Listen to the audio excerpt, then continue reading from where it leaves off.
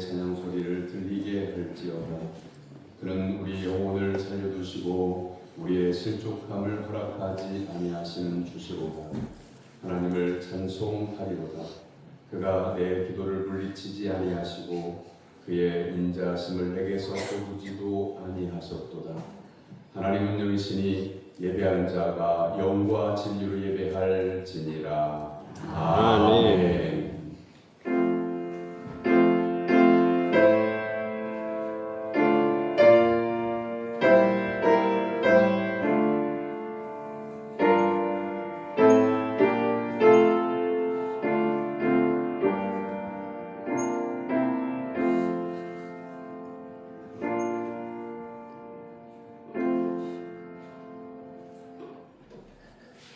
우리를 생명의 길로 인도하여 주시는 하나님 아버지, 감사와 찬송과 영광을 올려드립니다.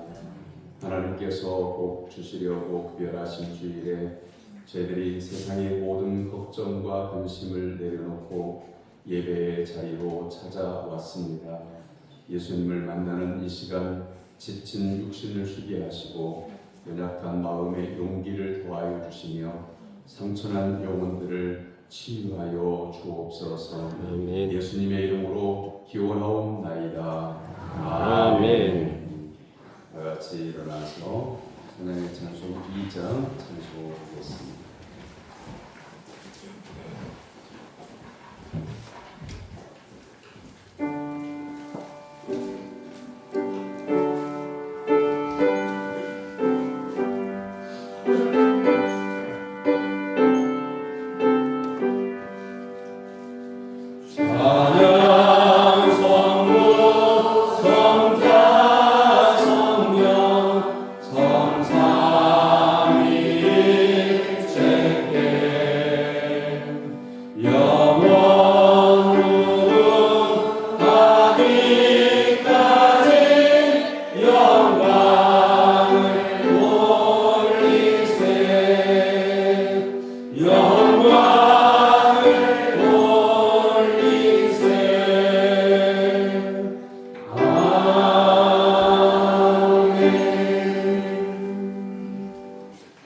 주보에 준비되어져 있는 고백의 기도로 다 같이 기도하겠습니다.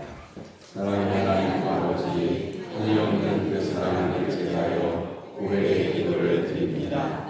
지난주에 예배당을 나선 이후로 한 주간 동안 함께 살면서 하나님을 의식하지 못했습니다. 우리의 일과 거짓된 일들이 많아지면서 의미를 없이 살았습니다. 사람들의 눈을 의식하면서 불꽃처럼 관찰하신 하나님의 눈을 생각하지 못했습니다. 하나님의 말씀을 따르지 않고 내 생각대로 살았습니다.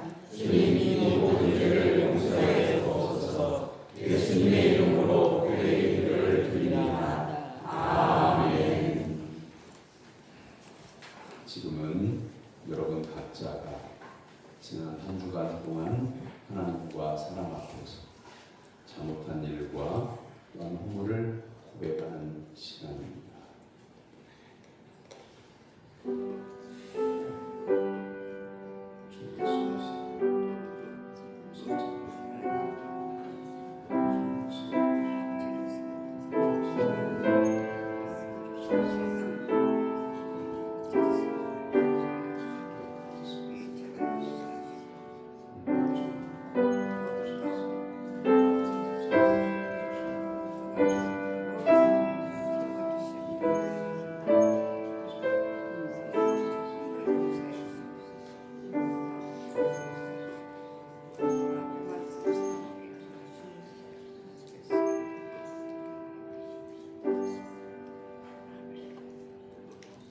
동의하고 자복하는 성도들에게 하나님은 죄사함을 말씀으로 선언해 주십니다.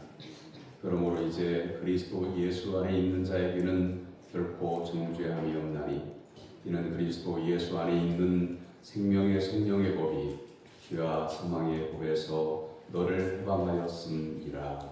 아멘. 성시교독은 교동문 15번 시편 27편의 말씀입니다.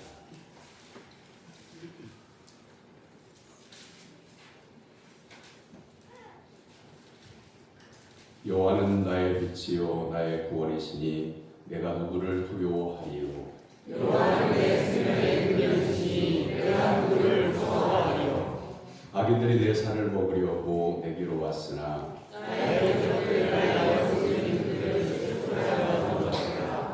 군대가 나를 대적하여 질지라도 내 마음이 두렵지 아니하며 전쟁이 일어나 나를 치하할지라도 나는 여전히 아니하리로다.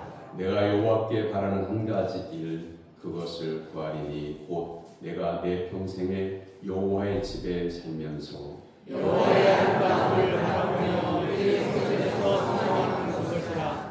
여호와께서 환난 날에 나를 그의 주막 속에 비밀히 지키시고 그의 장과 미련한 새의 나를 살리시며 높은 바위에 세우리로다. 이제 내 머리가 나를 둘러싼 내 원수 위에 들리리니 내가 그의 장막에서 즐거운 제사를 드리겠고 그의 하나님 여호와를 찬송하리로다. 아멘. 사도신경으로 신앙을 고백합니다. 나는 전능하신 아버지 하나님 천지의 창조주를 믿습니다. 나는 그의 유일하신 아들 우리 주 예수 그리스도를 믿습니다. 그는 성령으로 잉태되어 동정녀 마리아에게 사시고 본디오 빌라도에게 고난을 받아 십자가에 못 박혀 죽으시고 장사된 지 사흘 만에 죽은 자 가운데서 다시 살아나셨으며 하늘에 오르셔 전능하신 아버지 하나님 우편에 앉아 계시다가 거기로부터 살아있는 자와 죽은 자를 심판할 것입니다. 나는 성령을 믿으며 거룩한 공교회와 성도의 교제와 죄를 용서하는 것과 몸의 부활과 영생을 믿습니다. 아멘. 자리에 앉아서 549장 찬송하는 가운데 다 같이 기도할 때 황덕현 장로님 기도입니다.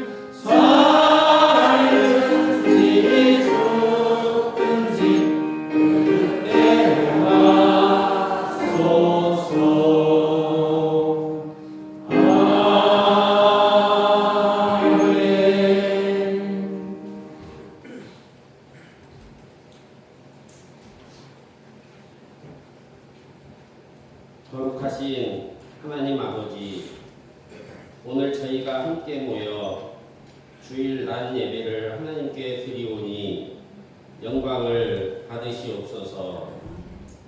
이 귀한 자리로 인도하신 예수 그리스도 은혜와 사랑에 감사를 드립니다.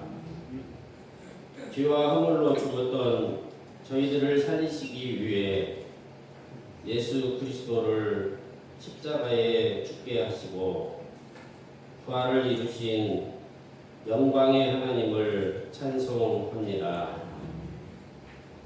그리고 저희들은 하나님 앞에 주인임을 고백합니다. 십자가의 사랑으로 긍휼을 베풀어 주옵소서. 저희들의 믿음 없음을 불쌍히 여겨 주옵소서. 이 귀한 자리에 성령 하나님께서 임재가 있는 축복된 자리가 되게 해 주시고 영과 진리로 드리는 예배가 되게 하옵소서. 하나님 아버지, 이 시간 하나님의 말씀을 받게 됩니다. 하나님의 말씀을 깊이 청종할 때마다 그 말씀이 죽어있는 심령을 살리고 잠자는 영혼이 잠에서 깨어나는 생명수와 같은 말씀이 되게 하여 주옵소서. 송이 꿀보다 더 달고 오묘한 말씀이 되게 해 주시옵소서. 저희들의 심령이 시냇가에 심은 나무처럼 소생함을 얻게 하여 주시고 어둠과 혼돈과 흑암과 무질서가 물러가고 하나님의 공의가 강같이 흘러넘치게 하시옵소서. 교우들이 함께 모여 드리는 예배가 하나님 앞에 온전히 연락되기를 소망합니다. 7월 달에는 신광교회에 항종직 직분자를 뽑고 세우게 됩니다. 오직 하나님께만 충성을 다하는 사명자들을 하나님께서 세워 주옵소서. 예수 그리스도의 이름으로 기도드립니다. 아멘.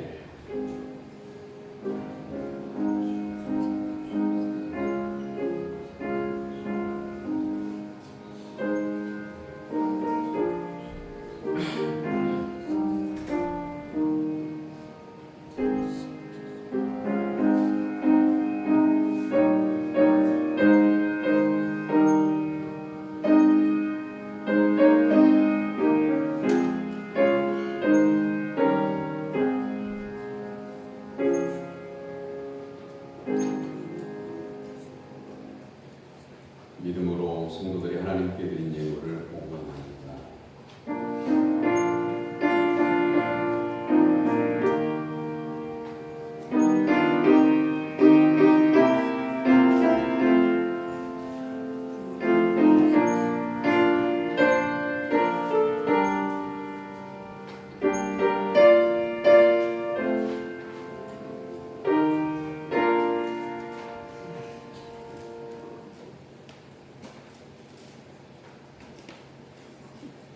신령한 기쁨과 자유를 주시는 하나님 아버지, 세상이 저희를 위협할 때 주님의 날개 아래 보호하시고 품어주신 은혜와 사랑에 감사드립니다. 저희를 은혜와 진리 가운데로 불러주시고 날마다 필요를 따라 공급해 주시는 은혜에 감사하여 오늘 거룩한 주일에 하나님 앞에 나올 때에 마음과 정성과 믿음을 담아 예물을 드리오니 받아 주시옵소서. 아멘. 믿음으로 소득의 11조를 구별하여 드립니다. 드리는 성도의 삶에 또한 그 삶의 창고에 차고 넘치는 하나님의 은혜가 있도록 도와주시옵소서. 감사 예물을 구별하여 드립니다. 생일 감사금을 드리고 범사에 감사 예물을 드리고 믿음으로 복 받는 가정 세워주심을 감사하여 드리는 이 예물을 받으시고 삶의 하나님의 은혜와 평강과 복이 차고 넘쳐나게 하여 주옵소서. 또한 한 주간 살면서 어려운 일, 슬펐던 일, 마음 아팠던 일들을 주님께서 위로해 주시고 지금까지 지켜주신 은혜에 감사해서 어려운 중에도 감사의 예물을 드리는 성도의 그 마음 가운데에 하늘의 신령한 기쁨과 감사를 채워 주시옵소서. 매 주일마다 하나님 앞에 약속드린 대로 주저 헌금을 드리고 또한 성미를 구별하여 드리며 건축원금과 일천번제를 구별하여 드립니다. 땅끝까지 복음을 전하라 명령하신 주님의 말씀에 순종하여 선교 헌금도 드립니다. 드리는 손길마다 하나님의 긍휼하심이 있게 해주시고 하나님의 거룩한 손으로 어루만져 주심으로 그 심령과 육체가 강건케 하여 주옵소서.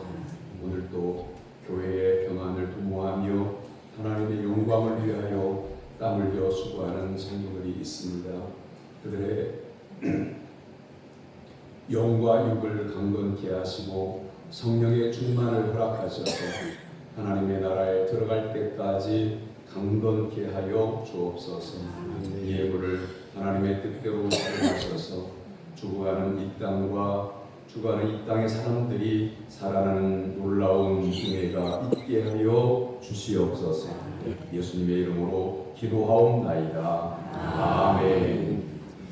하나님께서 오늘 우리에게 주신 말씀은 로마서 14장 16절에서 23절까지입니다.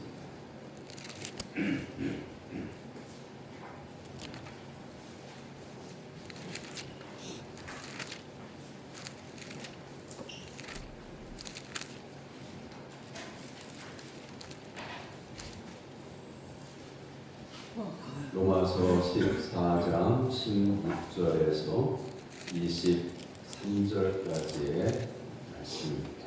신약성경 258쪽입니다. 이제 하나님의 말씀을 저와 여러분이 한 절씩 교독하겠습니다. 그러므로 너희의 선한 것이 비방을 받지 않게 하라. 하나님의 나라는 먹는 것과 마시는 것이 아니요 오직 성령 안에 있는 의와 평강과 희락이라. 이로써 그리스도를 섬기는 자는 하나님을 기쁘시게 하며 사람에게도 칭찬을 받느니라. 그러므로 우리가 형의 일과 서로 더하는 소용의 일을 심순하니 음식으로 말미암아 하나님의 사업을 무너지게 하지 말라. 만물이 다 깨끗하되 거리낌으로 먹는 사람에게는 악한 것이라. 고기도 먹지 아니하고 포도주도 마시지 아니하고 무엇이든지 내 형제로 거리끼게 하는 일은 아니함이 아름다우니라. 내게 있는 믿음을 하나님 앞에서 스스로 가지고 있으라.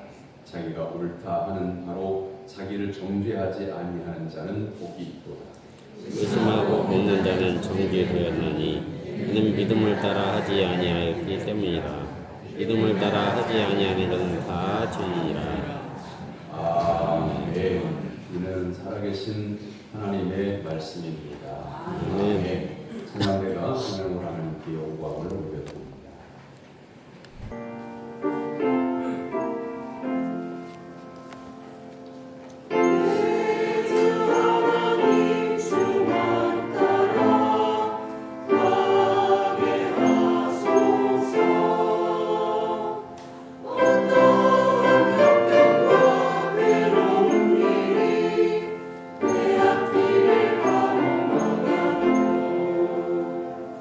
물리치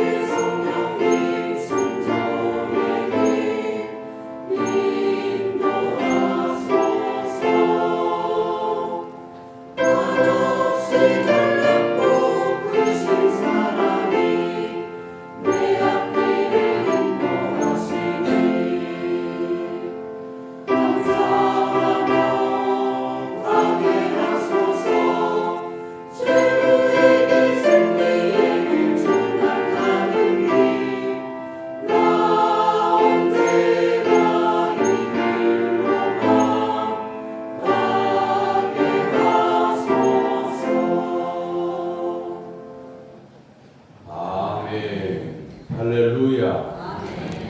고로 복된 주님의 날에 하나님께 예배드리기 위해서 시간을 구별하고 정성과 믿음과 예물을 준비하고 하나님 앞에 나온 사랑 성도 여러분의 하나님께서 예비하신 하늘의 신령한 은혜가 임하게 되길 주님의 이름으로 축원합니다. 옆에 있는 분과 인사합니다. 주 안에서 강건하기를 바랍니다. 주 안에서 강건하기를 바랍니다. 말씀의 은혜 받읍시다. 말씀의 은혜 받읍시다. 할렐루야. 아멘. 어렸을 때 보았던 보릿고개는 처참했습니다. 가을에 추수를 하면 어느 기간 동안에는 양식이 있었지만 겨울과 봄이 오는 그 사이가 가장 힘들었습니다. 가을에 추수한 것을 다 먹고 난 다음에 봄이 올 때까지 굶기를 밥 먹듯이 했었습니다. 거지가 다리 밑에서 굶어 죽어 있는 것을 여러 차례 보았습니다. 그때 경제가 성장하며 잘 살 수 있다며 기술 한국, 과학 한국을 열을 올렸습니다. 선진국이 되면 그때의 광고물에 나오는 그 사진을 지금도 기억하는데 집집마다 텔레비전, 냉장고, 세탁기, 자가용을 갖게 된다고 선전했습니다. 100억 불 수출을 달성하면 선진국에 들어갈 수 있다. 이렇게 선전했습니다. 그리고 국가 안보가 중요하다며 방공 교육을 했습니다. 그러나 오늘날 우리가 직면하고 있는 문제는 전쟁도 아니고 기술도 아닙니다. 코로나가 전쟁하고 상관이 있습니까? 의학적인 기술이 없어서 바이러스를 완전히 퇴치하지 못해서 쩔쩔을 냅니까? 나라가 벗어나지 못한 것이 경제 성장이 안 돼서 그렇습니까?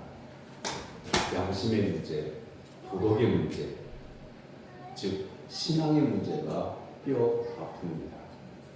가장 큰 문제는 죄의식이 없다는 겁니다. 뉴스에서 강력범죄에 대해서는 규제하고 있어서 살인 사건이 잘 보도되지 않지만 예전에 16명을 연쇄 살인하고도 잡혔을 때에 그 범인이 20명을 채우지 못해서 한스럽다 이렇게 말했던 것을 보고 경악했던 일도 있습니다. 경제가 발전하기 전에 우리가 기술 한국이 되어지기 전에 보릿고개가 있었던 시절에는 이웃 간에 정이 있었고 사람들에게 양심이 있었습니다. 한국교회 교인의 숫자가 많지 않았어도 신앙을 지키고 하나님께 영광을 올려드리고 또한 성도 간에 믿음의 신의를 지켰던 때였음을 돌아보게 됩니다. 우리들의 가정은 어떨까요?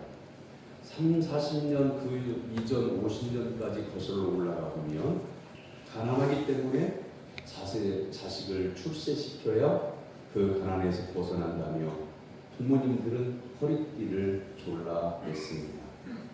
그때부터 지금까지 우리들의 입에 붙은 말이 있습니다. 그것은 뭔가를 하려고 하면 부모님들은 항상 이렇게 말씀하셨습니다. 이 다음에 잘 살면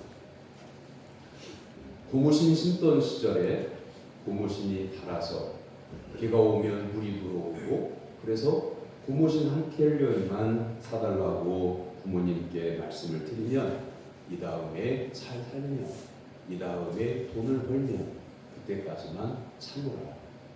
그래서 고무신 뒤축이 완전히 닳아서 신발이 신어지지 않고 헐떡거리니까 집세기로 묶어서 신었던 그런 때도 있었습니다. 이 다음에 잘 살면 뭔가를 해주겠다고 하는 거죠. 50년이 채 안 된 오늘 부모와 자식이 한 집에 사는 세대가 거의 없습니다. 옛날에 부모님이 말씀하신 대로 자식들은 좋은 집에 살고 있는데 농촌의 한 집에 홀 아버지나 홀 어머니나 한 분이 끼니도 제대로 챙겨 드시지 않고 찬밥에 물을 말아 먹고 계시는 그런 홀아버지, 홀어머니들이 우리나라에는 많습니다. 하나님께서 말씀하시는 믿음은 뭘까? 우리는 1980년대를 지나오면서 성령 운동을 한국교회에서 많이 했고, 성령 운동과 더불어 교인 수가 늘어나니까 교회를 확장시키는, 교회 건물을 크게 짓는데 교회 부흥이라고 하는 것에 목표를 두고 있었던 시대가 있었습니다. 하나님은 교회 건물을 크게 짓거나 교인 수가 늘어나는 것을 우리에게 말씀하지 않으십니다. 먼저 우리에게 하나님께서 믿음이 있어야 된다고 말씀하십니다. 오늘 우리에게 주신 하나님의 말씀은 세 가지를 가르쳐 줍니다. 먼저는 개인의 의로움에 대해서 22절에서 말씀하십니다. 로마서 14장 22절, 내게 있는 믿음을 하나님 앞에서 스스로 가지고 있으라. 자기가 옳다 하는 바로 자기를 정죄하지 아니하는 자는 복이 있도다. 내게 있는 믿음을 하나님 앞에서 스스로 가지고 있으라. 믿음이 있는 성도들에게 하나님께서 하시는 말씀입니다.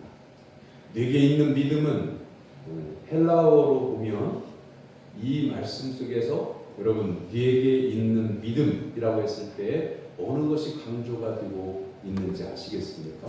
근데 헬라어에 보면 헬라어는 저도 잘 못합니다만 여기에서 강조하고 있는 그 단어는 hen이라고 하는 단어인데 이 hen이라고 하는 단어는 내가 너 그러니까 믿음을 지키는데 누구가 지켜야 되냐면 예수님을 믿는 네가 지켜야 된다. 더 쉽게 얘기하면 다른 사람이 믿음이 좋다 나쁘다 그거 나하고 아무 상관이 없다는 거예요. 하나님 앞에서 내 믿음을 지키라 하나님께서 말씀하고 있는 겁니다. 성도가 믿음으로 사는 것이 당연한 일이지요. 그런데 하나님은 내게 있는 믿음을 하나님 앞에서 스스로 가지고 있으라. 여기서 하나님 앞에서라고 하는 말은 하나님의 심판대 앞에 서 있는 것처럼 그런 의미로 하나님 앞에 심판대 앞에 우리가 서게 될 때 믿음이 있어야 구원을 받잖아요. 그러니까 오늘 하나님의 나라에 지금 들어가기 직전은 아니지만 하나님 나라에 들어가기 직전에 하나님의 심판대 앞에 섰을 때에 잘했다 칭찬받기 위해서는 믿음을 지키고 있어야 됨을 말씀하고 있는 거죠. 나의 생활을 믿음으로 하면 나의 말, 나의 행동이 다른 사람에게 해를 끼치지 않습니다. 어느 교회를 보니까 담장 하나를 사이에 두고 교회가 있고 담장 건너편에 바로 건너편에 식당이 있어요. 근데 식당에 사람들이 밥을 먹고 나오다가 밖에서 담배를 피우고 가는데 담배꽁초를 대부분 담장 밖으로 던져. 그러면 어디로 떨어지냐면 교회 마당으로 담배꽁초가 떨어집니다. 그래서 목사님이 담배꽁초를 치우면서 담장 너머를 이렇게 보니까 담장 그 한쪽에 잿더리가 있습니다. 담배꽁초를 담을 수 있는 곳이 있어요. 그런데 담배꽁초를 잿더리에 버리지 않고 담장 밖으로 던져서 교회를 향해서 뭔가를 표시하고 있는 것 같은 그런 상황이 비웃죠. 성도님들이 하나님께서 맡겨주신 자리에서 하나님께서 말씀하시는 대로 살면 다른 사람에게 피해가 가지 않습니다. 모든 사람은 사회생활을 하는 것이니까 자기의 좋은 대로 자기의 좋은 대로 살면 내가 하고 싶은 대로 하면서 살면 가족도 힘들어져. 가족이 힘든데 다른 사람은 더 말할 것이 없는 거죠. 하나님은 우리에게 화평을 이루며 살라고 말씀하십니다. 덕을 세우라고 말씀하십니다. 사도 바울을 통해서 하나님은 성도들이 꼭 두 가지를 지키라고 말씀하십니다. 하나님은 화평하게 하는 일이고 두 번째는 덕을 세우는 일입니다. 덕을 세운다고 하는 이 말도 성경 원문의 뜻을 살펴보니까 집을 짓는 과정을 말씀하고 있는 거예요. 덕을 세운다고 하는 것은 집을 짓는 것과 좋은 집, 튼튼한 집을, 무너지지 않는 집을 짓는 것과 같다. 다른 사람과 더불어서 덕을 덕스럽게 한다고 하는 것이 인생의 아름다운 집을 건축하는 것과 같다. 그런 의미로서 원어 성경은 그렇게 말씀하고 있더라고요. 성도가 신앙인답게 사는 일은 인생의 집을 잘 짓는 것이고 더불어서 이웃과 더불어서 화평하게 되는 일이죠. 내 인생의 집을 믿음으로 잘 지어져 가면 말씀의 기초를 두고 생각이 말씀 안에서 생각을 하고 말하는 것도 주님이 기뻐하시는 말을 하고 내 말을 듣는 사람이 유익하게 되는 그런 삶을 살아가게 되면 내 신앙의 집을 잘 짓는 거예요. 집을요, 여러분 집을 지금 살고 있는 집을 허물고 2층 집을 졌다고 해봐요. 근데 집을 부실공사를 해가지고 지으면서 집이 한쪽으로 기울어졌다고 해요. 그럼 기울어져서 언제 넘어질지 모르는 불안한 상태로 그냥 그대로 두게 되면, 그렇게 살게 되면 사는 사람들도 불안하고 그 다음에 그 바로 옆집도 불안한 거죠. 내 신앙의 집이 말씀의 기초에서 하나님께서 기뻐하시는 삶으로 믿음의 집을 잘 지으면 나도 편안하고 나와 더불어 살아가는 가족도 화평케 되어지고 내가 만나는 사람들도 그 덕을 나누어 받게 되는 거죠. 우리가 살면서 내가 하는 일이 다른 사람들과 화평을 이루고 덕을 세우라고 하나님은 말씀하십니다. 누가복음 10장에서 예수님은 유명한 사마리아인의 비유를 말씀하십니다. 어떤 사람이 예루살렘에서 여리고로 내려가다가 강도를 만나서 거의 죽게 되었을 때 레위인도 지나가고 제사장도 이렇게 쳐다보고 그를 피하여 지나가. 이스라엘 사람들이 짐승받음도 못한 사람이라고 욕하는 사마리아인이 지나가다가 그에게 포도주를 부어서 그 상처를 씻어주고 그리고 요관으로 데려가서 치료해줬다는 이야기를 말씀하고 있죠. 제사장이나 레위인은 그 당시에 율법을 예수님께 들이댑니다.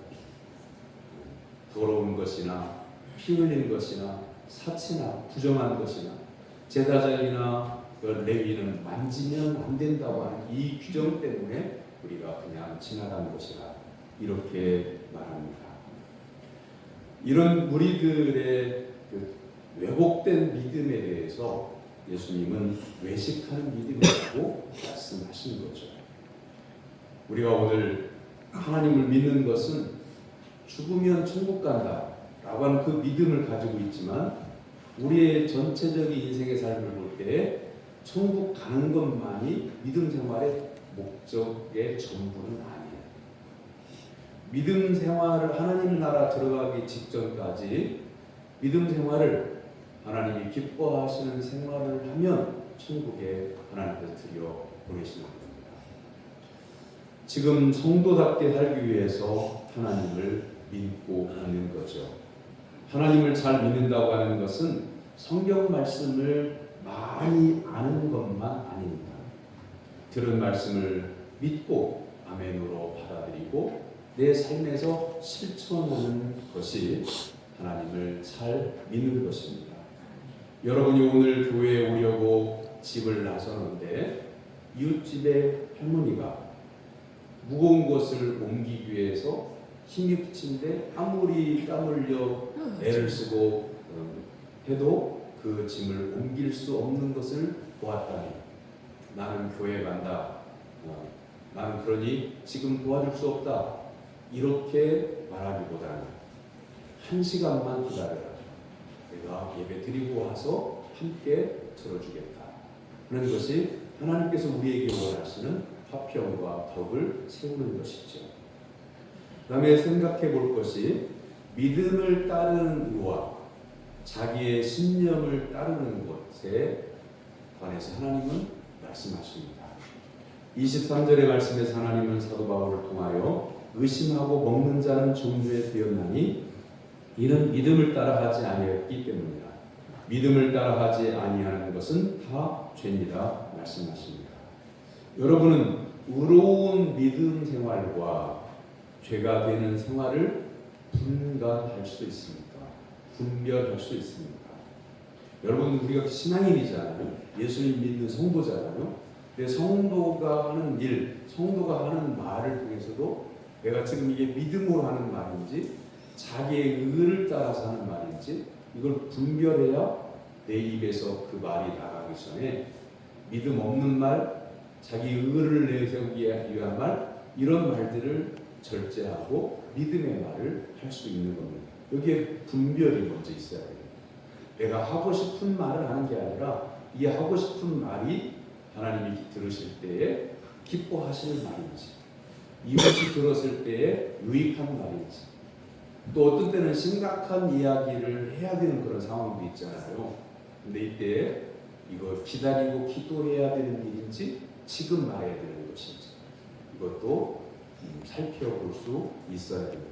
대부분 삶이라고 하는 것은요, 나 아닌 다른 사람들도 인생을 함부로 살고 싶어 하지 않고 인생을 잘 살고 싶어 하기 때문에 그리고 믿음이 있다고 한다면 하나님 앞에 뿌럭뜨려 기도하다 보면 하나님께서 우리에게 원하시는 뜻을 알려주시는 때가 옵니다. 또 기도하다 보면 하나님께서 나에게 말씀을 주시기도 합니다. 그렇기 때문에 지금 이 순간에 눈으로 보고 급하다고 해서 말을 먼저 하는 게 중요한 게 아니라 기다려보고 기도하는 시간이 필요하다는 말씀입니다. 믿음을 다른 말로 신앙이라고 하고 신앙과 반대되는 개념을 신념이라고 합니다. 신앙이라고 하는 말과 신념이 다 중요할 것 같지만 신앙이라고 하는 말은 하나님을 믿고 우러르고 따른다고 하는 말이고요. 신념이라고 하는 말은 나는 그걸 확신해. 나는 그렇게 믿어. 라고 하는 자기의 신념을 말하는 겁니다. 우리가 믿음 생활을 한다 했을 때에 신앙 생활을 한다. 이래야지 신념 생활을 한다. 이런 글을 우리가 자주 보면요. 나는 이걸 확신한다. 나는 이렇게 믿는다. 다른 사람이 다른 말을 해도 아니면 성경을 보내도 나는 이렇게 믿는다. 라고 하는 말을 좀처럼 굽히지 않은 그런 신념입니다.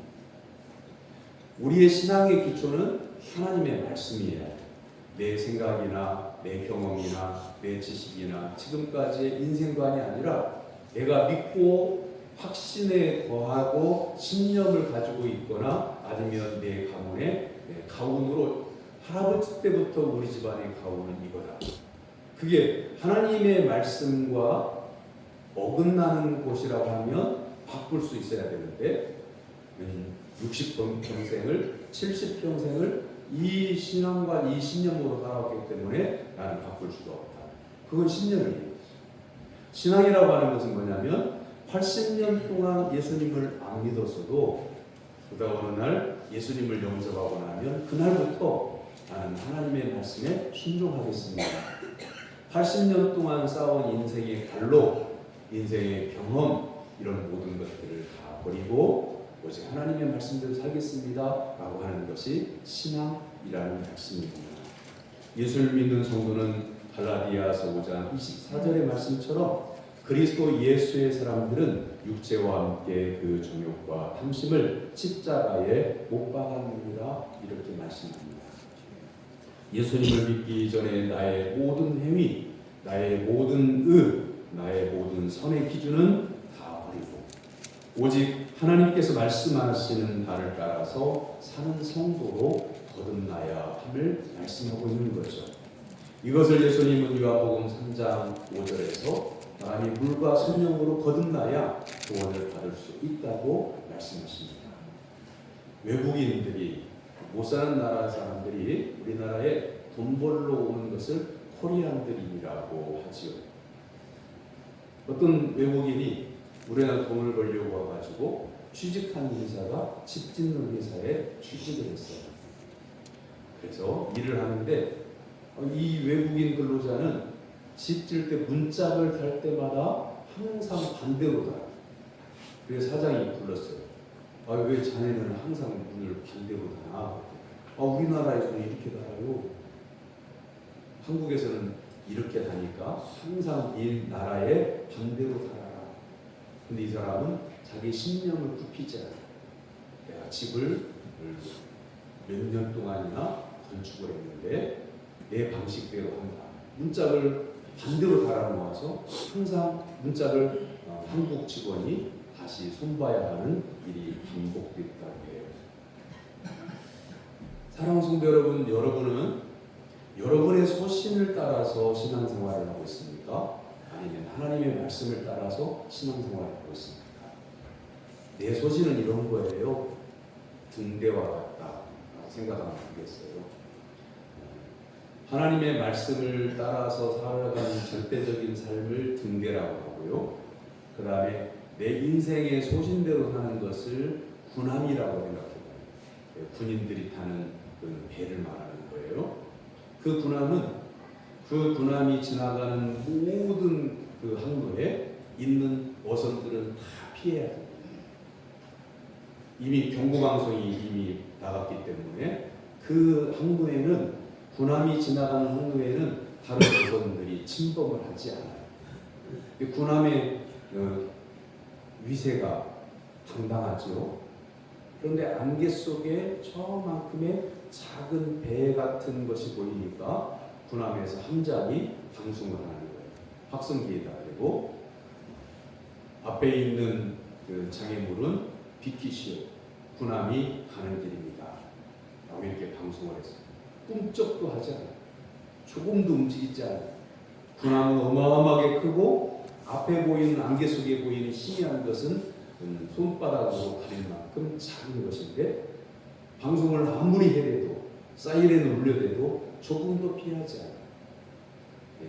함장이 그 군함의 함장이 화가 머리끝까지 나가지고 더욱더 큰 소리로 군함이 지나가는 자리니 비켜라. 그러니까 저쪽에 드디어 답이 나왔어요.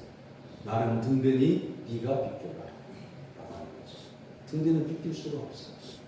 하나님 우리가 신앙생활할 때에 내 신념은 군함과 같다고 합니다. 어떻게 보면 인생의 경험이 많아서 지나온 삶의 관록이 있어서 지나온 삶의 지식이 많이 쌓여져 있어서 분명 확실하다고 믿는 바일지라도 하나님께서 말씀하시는 바와 다르면 그걸 버릴 수 있어야 내가 생명의 길로 가게 된다고 하는 거죠.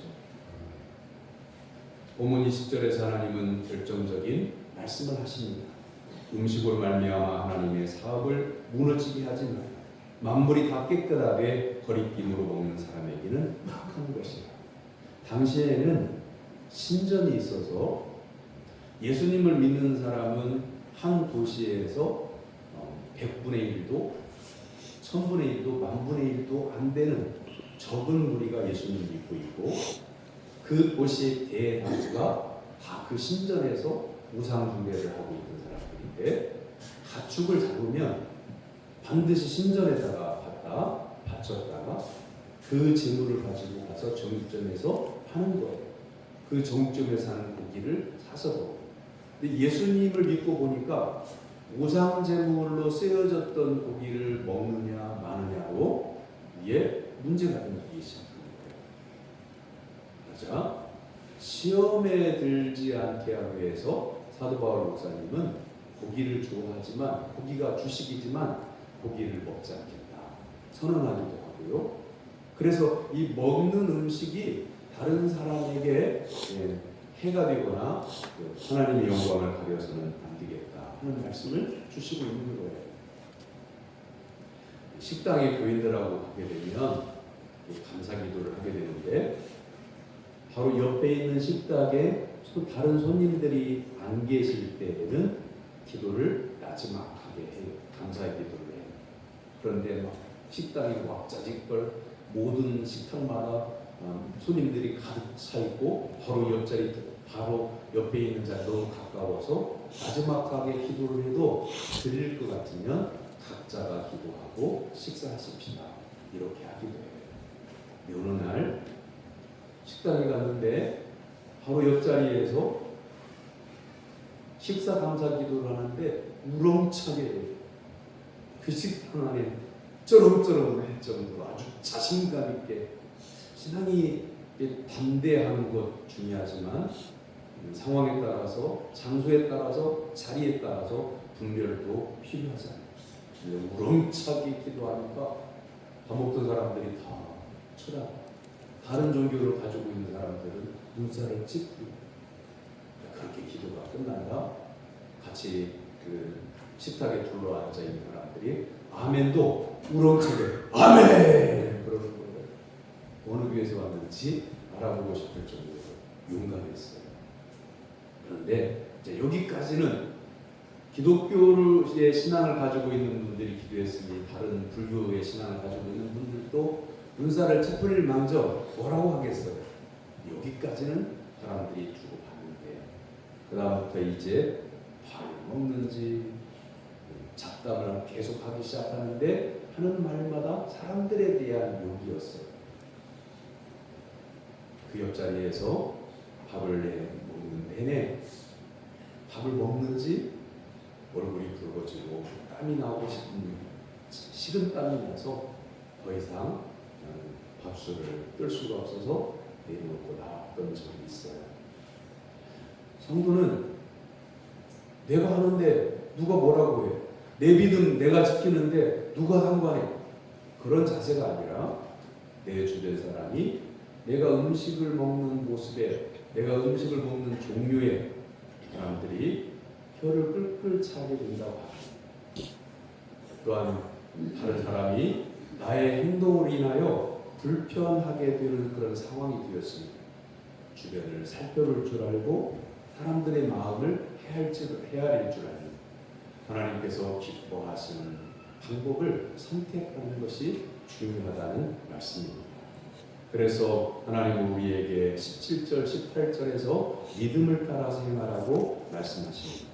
하나님의 나라는 먹는 것과 마시는 것이 아니요 오직 성령 안에 있는 의와 평강과 희락이요 이로써 그리스도를 섬기는 자는 하나님을 기쁘시게 하며 사람에게도 칭찬을 받느니라. 아멘. 사랑하는 성도 여러분, 하나님의 나라를 여러분의 생각대로 한번 상상해 보십시오. 천국, 우리가 예수님을 잘 믿다가 하나님이 들여보내시는 그 천국이 어떠할 것인지 성경 말씀도 한번 생각해 보고 여러분 나름대로 한번 생각을 해보세요. 그런데 지금까지 만났던 사람들 중에서 예수님을 안 믿는 사람들도 하나님의 나라에 대해서 성경에 대해서 잘 모르지만 하나님의 나라는 예수님을 믿는 성도들이 간다고 한 하나님의 나라는 상점이 있거나 먹는 것이 있거나 이렇게 말하는 분들은 거의 못 봤어요. 천국은 평생 고생하고 사는 사람은 평안했으면 좋겠다. 또 인생의 눈물을 많이 흘린 분들은 즐거움의 노래를 부르며 살았으면 좋겠다. 그 다음에 천국에 가면 나는 자유했으면 좋겠다. 기쁨이 넘쳤으면 좋겠다. 사랑이 넘쳤으면 좋겠다. 그런 곳이 천국이 아닐까요? 라고 예수님을 안 믿는 사람들도 이렇게 말씀을 하시더라고요. 여러분 중에 나중에 죽어서 천국에 가게 되면 호떡집 개업하려고 준비하고 있는 성도가 계십니까? 그리고 혹시 이 다음에 천국에 가면 지금까지 결혼해서 산 것이 힘들었던 그런 성도님들 가운데는 그리고 돈 때문에 힘들었던 분들은 나는 한국 은행자라고 결혼할 거다. 이렇게 기도하고 있는 분 계십니까? 천국에 관해서 말씀하시는 분들 가운데 천국에 가면 식당 개업할 거다.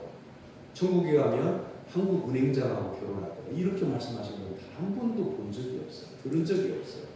그 말은 천국에 관한 성경 말씀을 다 알지 못해도 천국은 이 세상과 구별된 곳이라고 하는 것을 성도님들도 그렇게 믿고 있고 예수님을 안 믿는 사람들도 막연하지만 천국은 세상과 다를 것이라고 생각을 하고 있다는 얘기죠. 지금 사랑하는 성도 여러분, 우리는 천국에 들어가지 않았지만 천국에 들어가는 성도로서 천국에서 살아가는 여행 연습을 지금 하고 있는 거예요. 여러분 자녀분들이 초등학교 다닐 때에 여러분이 부모가 되어가지고 부모님도 운동회 날 오시래요 그래가지고 아빠가 가든지 엄마가 가든지 아니면 할아버지 할머니까지 다 도시락 싸갖고 가든지 그랬던 적이 있잖아요. 그때 초등학교에서 운동할 때를 한번 생각해봐요. 근데 학생들은요 운동회 날만 그날 그 운동회를 하는 게 아니고요 학부모를 초청을 해놨잖아요. 학부모님들에게 즐겁게 해드리고 그리고 율동도 잘 보여드리려고 여행 연습을 미리 했다는 말씀이에요. 우리가 천국에 가는 것도 마찬가지예요. 천국에 들어가면 신앙생활을 잘하는 성도가 될 것이다가 아니라 지금 성도가 천국 갈 성도로서 여행 연습을 잘한 성도가 천국에 들어간다는 말씀입니다. 그렇기 때문에 이렇게 설명을 해놓고 보면 우리는 지금 성도답게 살아야 됩니다. 가족과 화목하게 살아야 됩니다. 덕을 세우며 살아야 된다고 하나님은 말씀하고 있는 겁니다. 신앙생활을 오랫동안 한 후에 남들보다 신앙생활을 잘해서 그리고 또 봉사를 많이 해서 그러면 상급이 더 많아지고 사람들에게 믿음이 좋은 사람이라고 이렇게 칭찬받으면 그 다음에 천국 가겠지. 그건 자기의 의지하고 내가 봉사하는 것, 내가 신앙생활 열심히 하는 것 이것 때문에 구원받는다고 하면 자기의 의로 구원받는다는 말인데 성경은 하나님은 예수 그리스도의 십자가의 피로만 구원을 받을 수 있다고 말씀하고 있지 사람의 의로 구원을 받을 수 있다고 말씀하시지 않고 있다고 하는 것입니다. 사랑하는 성도 여러분, 우리의 모든 시간을 믿음으로 살아야 함을 기억하기를 바랍니다. 우리가 하는 모든 일을 믿음으로 해야 합니다. 많은 사람을 구제하는 일은 믿음이 없는 사람들도 열심히 하는 경우를 봤습니다. 또한 사회를 위해서 어려운 사람들을 위해서 봉사하는 일도 믿음 없는 사람들도 사명감을 가지고 하는 분들도 있다는 것을 보았습니다. 그런데 하나님은 성도들에게 모든 일을, 모든 삶을 믿음으로 하라고 말씀하고 계십니다. 사랑하는 성도 여러분, 우리는 자신의 생각, 자신의 행위를 말씀으로 비춰보아서 오늘 내가 하는 말, 내가 살아가는 방식이 믿음을 따라서 생각하고 말하고 살아가고 있는지를 살펴봐야 합니다. 그렇게 되었을 때 하나님께서 나의 삶의 모든 부분을 기뻐하시고 또한 나의 삶에 하나님의 은혜를 덧입혀 주셔서 은혜 안에 사는 성도는 더욱 은혜가 있게 하고 또한 하나님을 영화롭게 하는 성도에게는 더 신령한 기쁨을 주셔서 이 험악한 세상을 믿음으로 승리하도록 도와주십니다. 그러므로 사랑하는 성도 여러분, 오직 믿음으로 화평케 하고 덕을 세우며 살아가는 성도가 되기를 주님의 이름으로 축원합니다. 기도하겠습니다. 사랑의 하나님 아버지, 세상이 경제를 따라가고 기술을 따라가고 진리의 길을 잃었음을 봅니다. 우리는 지금 옛날보다 잘 먹고 더 좋은 기계를 가지고 더 좋은 집에 살고 있는데 어렵다고 말합니다. 진리의 말씀을 깨닫고 하나님께서 원하시는 삶을 살도록 도와주시옵소서. 그리하여 신령한 은혜 안에서 사는 모든 성도들이 되게 하여 주옵소서. 예수님의 이름으로 기도하옵나이다.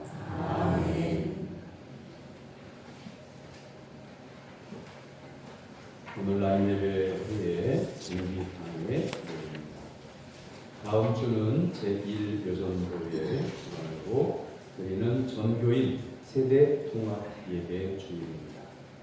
화요일 날 오전 9시 20분에 화요신방 교회에서 기도하고 출발합니다. 여름철 장마가 다가오고 있고요. 건강관리도 잘하시고 장마에 믿음 생활도 건강 생활도 잘 할 수 있기를 바랍니다. 옆에 있는 분들과 바라보고 인사를 나누겠습니다. 예수님 바라보고 삽시다. 예수님 바라보고 삽시다. 다 같이 일어나서 55장 찬송하겠습니다.